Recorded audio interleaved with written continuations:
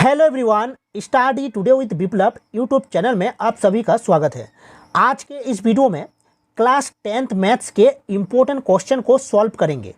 इस वीडियो में 10 objective question और 6 सब्जेक्टिव क्वेश्चन को सॉल्व करेंगे। 3 अगस्त को वीकली टेस्ट में इस टाइप के क्वेश्चन देखने को मिलेगा। वीडियो को अंत तक देखिए, वीडियो को लाइक करें और दोस्तों में शेयर करें। तो चलिए वीडियो को शुरू करते हैं। क्वेश्चन नंबर 1 को देखिए, 140 को अभाज्य गुणनखंडों के गुणनफल के रूप में लिखा जा सकता है। तो 140 है, इसको अभाज्य गुणनखंडों के गुणनफल के रूप में हम लिखेंगे। देखो 2 से विभाजित करेंगे, 70 बार में विभाजित हो जाएगा। फिर 70 जो है वो 2 से विभाजित हो जाएगा 35 में। देखिए अब 2 से विभाजित नहीं होगा तो 5 से विभाजित होगा, 5 सत्ते 35 हो जाएगा। तो 2 गुना 2 गुना 5 गुना 7 होगा। तो इसका राइट आंसर क्या होगा? ऑप्शन बी होगा। नेक्स्ट क्वेश्चन को देखते हैं।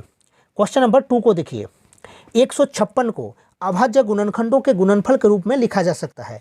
तो 156 हम 2 से विभाजित करेंगे, 2 से विभाजित करेंगे, 2 सत्ते 14, 1 2 78 बार में जाएगा। फिर 2 से विभाजित करेंगे 39 बार में जाएगा। फिर देखिए 39 जो है वो 2 से विभाजित नहीं होगा, तो 2 के बाद जो 3 है वो अभाज्य संख्या है। तो 3 से हम विभाजित करेंगे 3 13 बार में। तो देखिए 13 जो है एक अभाज्य संख्या है, तो 13 से और विभाजित नहीं होगा, तो 2 गुना 2 गुना 3 गुना 13 होगा। यानी कि ऑप्शन को देखिए कौन सा ऑप्शन है ना, ऑप्शन डी होगा राइट आंसर। नेक्स्ट क्वेश्चन को देखिए, क्वेश्चन नंबर 3 को देखिए, 12 15 और 21 का HCF होगा। देखिए HCF यानी क्या होता है? HCF यानी कि हाईएस्ट कॉमन फैक्टर होता है। ठीक है, यानी कि देखिए एक जो है वो 12 15 और 21 को विभाजित कर देगा, 1 और 3 भी विभाजित कर देगा। तो HCF यानी हाईएस्ट कॉमन फैक्टर, तो 3 होगा इसका राइट आंसर। क्योंकि 3 जो है 12 को भी विभाजित कर सकता है, ठीक है, 15 को भी विभाजित कर सकता है और 21 को भी विभाजित कर सकता है 3। तो इसका राइट आंसर क्या होगा? 3 होगा। क्योंकि HCF हाईएस्ट कॉमन फैक्टर होता है, 1 नहीं होगा इसका राइट आंसर। इसका राइट आंसर 3 हो जाएगा। ठीक है, आप अभाज्य गुणनखंड विधि के द्वारा भी कर सकते हैं। ठीक है, जैसे 12 का अभाज्य गुणनखंड क्या होगा? 2 गुना 3 गुना 2 होगा। ठीक है, ये होगा। और 15 का क्या हो जाएगा? 3 गुना 5 हो जाएगा। और 21 का क्या होगा? 3 गुना 7 होगा। यानी कि देखिए कॉमन कौन सा है ना? 3 है। देखिए तीनों में जो कॉमन फैक्टर है वो 3 है, यानी इसका राइट आंसर 3 हो जाएगा। चलिए नेक्स्ट क्वेश्चन को देखिए, 26 और 91 का एलसीएम है 26 और 91 का। ठीक है, इसका एलसीएम क्या होगा? तो देखिए 26 और 91, तो हम पहले तो 2 से विभाजित करेंगे, 2 13, 91 विभाजित नहीं होगा।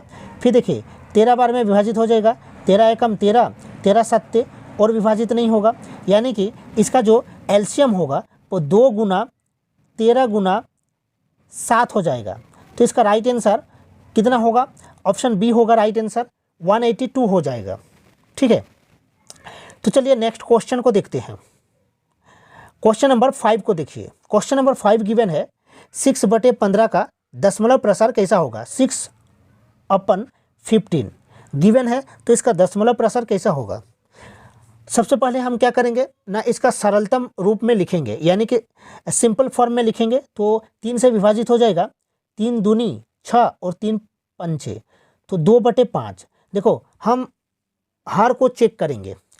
ठीक है, डेनोमिनेटर को हम चेक करेंगे। तो 2 की पावर n इंटू 5 की पावर m के फॉर्म में है कि नहीं हम चेक करेंगे। तो ध्यान से देखिएगा, 2 की पावर 0 इंटू 5 की पावर 1 हम लिख सकते हैं।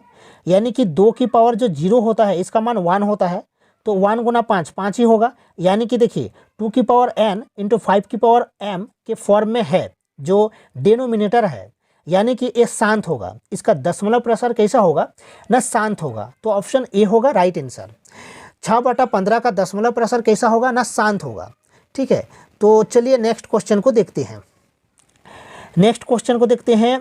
देखिए क्वेश्चन गिवन है 6 + √2 कैसी संख्या है? तो √2 क्या है? एक अपरिमेय संख्या है, तो इसका राइट आंसर अपरिमेय हो जाएगा। ऑप्शन बी होगा राइट आंसर। नेक्स्ट क्वेश्चन को देखते हैं।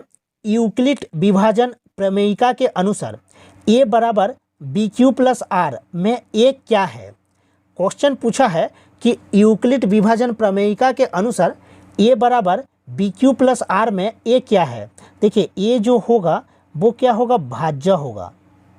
ये जो होगा ये भाजक होगा, ठीक है, नहीं भाज्य होगा। a बराबर भाज्य होगा और b बराबर भाजक होगा, ठीक है, b बराबर भाजक होगा और q बराबर क्या होगा, भागफल होगा, ठीक है, भागफल। और r जो होगा वो रिमाइंडर होगा यानी कि शेषफल होगा। तो हमें पूछा है ये क्या होगा, ये जो होगा ये भाज्य होगा, ठीक है। तो ऑप्शन जो होगा वो ऑप्शन बी होगा, राइट आंसर भाज्य होगा। भाज्य बराबर क्या होता है, भाज्य बराबर होता है भाजक इंटू भागफल प्लस शेषफल होता है। तो इसका राइट आंसर क्या होगा, बी होगा, राइट आंसर भाज्य होगा, ठीक है। देखिए भाज्य बराबर क्या होता है, भाज्य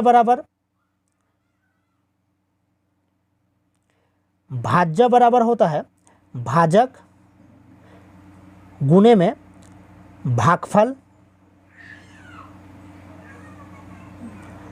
प्लस शेषफल होता है, यानी कि यही गिवन है, ठीक है। नेक्स्ट क्वेश्चन को देखिए, क्वेश्चन नंबर 8 को।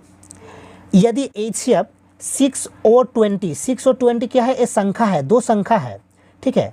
6 और 20 क्या है, दो संख्या है, उसका HCF गिवन है 2 और LCM हमें निकालना है, ठीक है, निकालना है LCM को। तो एक फॉर्मूला होता है कि first number N1 into N2 यानी कि दो संख्याओं का गुणनफल बराबर होता है LCM इंटू HCF होता है, ठीक है। तो देखिए गिवन है HCF 2 है और LCM हमें निकालना है, तो बराबर होगा 6 गुना 20, 2 से कैंसिल करेंगे 6 को 3 बार में, यानी कि LCM बराबर होगा 3 गुना 20 यानी कि 60 होगा, राइट आंसर ऑप्शन सी होगा, राइट आंसर। याद रखना फॉर्मूला को कि HCF इंटू LCM बराबर होता है दो संख्याओं का गुणनफल, यानी कि N1 और N2 दो संख्या का गुणनफल, ठीक है। नेक्स्ट क्वेश्चन को देखिए, दो संख्याओं का गुणनफल 120 है और HCF 2 है, तो LCM कितना होगा। तो दो संख्याओं का गुणनफल बराबर होता है HCF इंटू LCM होता है, ठीक है। तो 2 से कैंसिल करेंगे 120 को 60 बार में, तो LCM कितना होगा, 60 होगा, इसका राइट आंसर ऑप्शन ए होगा, राइट आंसर। चलिए नेक्स्ट क्वेश्चन को देखिए, क्वेश्चन नंबर 10 को। क्वेश्चन नंबर 10 गिवन है द्विघात बहुपद के आलेख का आकार सरल रेखा, पाराबोला, वृत्तीय या इनमें से कोई नहीं। तो इसका राइट आंसर ऑप्शन बी होगा। देखिए अब देखिए क्वेश्चन को, सब्जेक्टिव क्वेश्चन को ध्यान से देखिएगा। सब्जेक्टिव क्वेश्चन गिवन है यूक्लिड विभाजन एल्गोरिथम का प्रयोग करके 135 और 225 का HCF ज्ञात कीजिए। तो 135 जो है ये छोटा है, इसलिए हम क्या करेंगे, 135 से विभाजित करेंगे 225 को, तो कितने बार में जाएगा, एक बार में, तो 135 माइनस करेंगे तो कितना होगा, 90 होगा।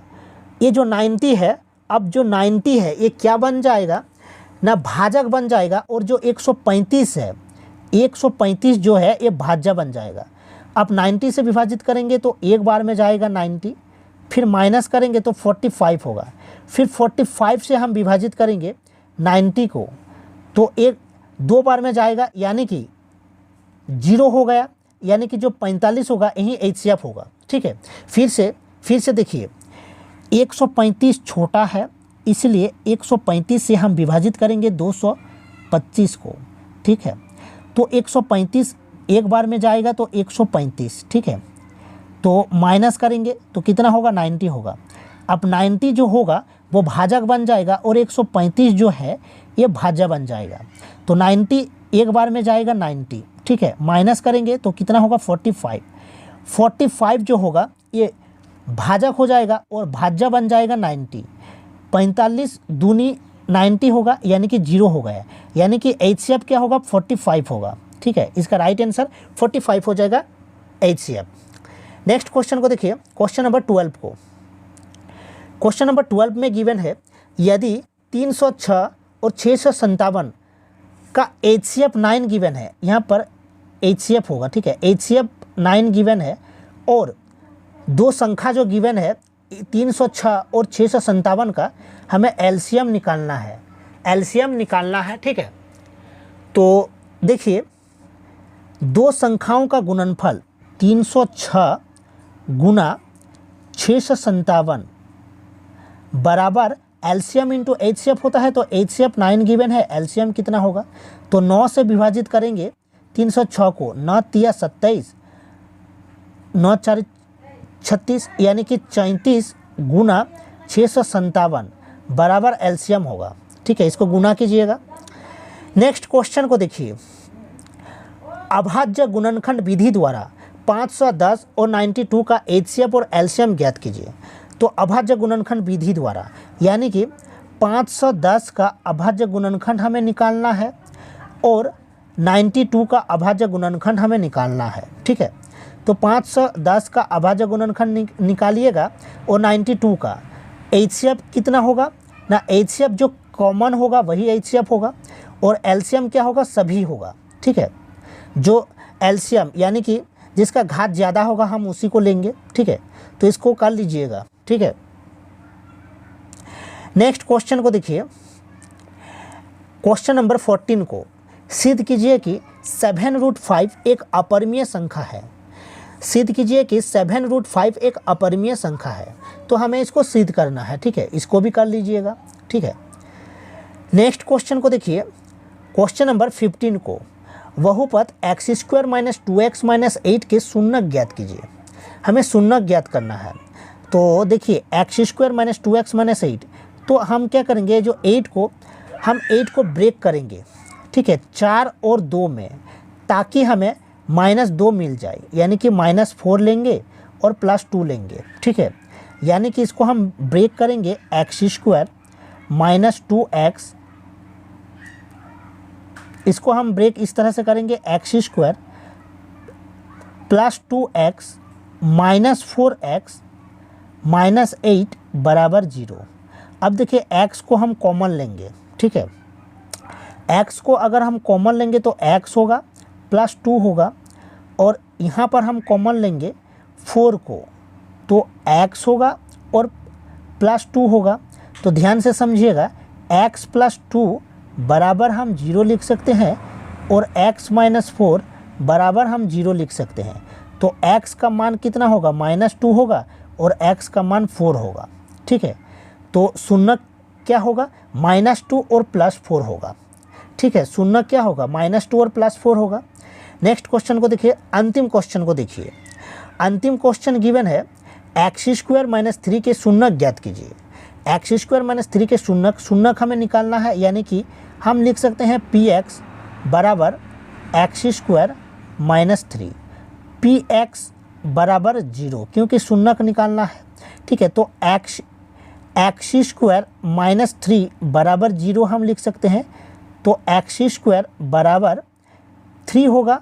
अब x का मान क्या होगा, x का मान हो जाएगा ±√3 होगा, यानी कि शून्यक क्या होगा, प्लस और माइनस में √3 होगा, इसका राइट आंसर है, ठीक है।